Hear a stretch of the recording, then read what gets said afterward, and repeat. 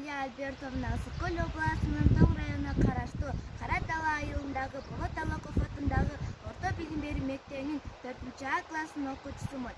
Ысык-Көл, көлүм кандай керемет жана сулуусуң. Эмнегедир бат-баттан сагынам. Жээгимде жүрсөм, баардык нерселерди унутуп, өзүнчө кубанычка батам. Өзүмдү жеңил жана бактылуу сезем. Сагынычым артып, күн сайын жээгимде жүргүм келет. Кышында толкундар бир нерсеге жинекелгенсип, катуу жинин чыгаргандай болот. Бирок сулуулугу дагы деле окмуш. Ал эми жазында болсо күн жылый баштаганда жай термеле баштайт. Жайында күндүн нуру менен чагылышып, жалт-жулт этип көздү уялтат. Асман менен көлдүн өңү көк-көк болуп, баарын өзүнө тартат. Суктанып күндө-күнгө көлгө барсам деп тилейм. Апам жиберсе экен, көлдү көрсөм, анан бүтпөгөн сулуулуктарды тарсам деп ойлонуп кетем. Ооба, мен дагы чоңоюп сүрөтчү болсом, ушул көлдүн сулуулугун тарсам деп тилек кылдым.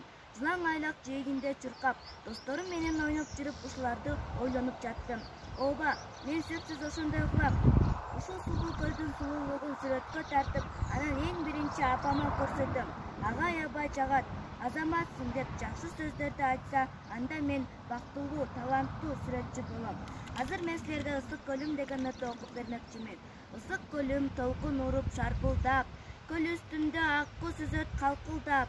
Чыгыш жактан тийген күндүн нурлары, көлдүн бетин тегиз каптайт жаркылдап. Ысык-Көлүм чалкып жатат мелмилдеп, жүзүң чайып түшсөң денең сергитет. Шуулдаган көлдүн укмушу, уккан жандын эч жүрөгүн эргитет. Көргүм келет көк болгон тереңин, бир өзүңдөн эргүү алып келемин. Ыйык тутуп жүрөгүмө бек сактайм, жараткандын бизге берген белегин.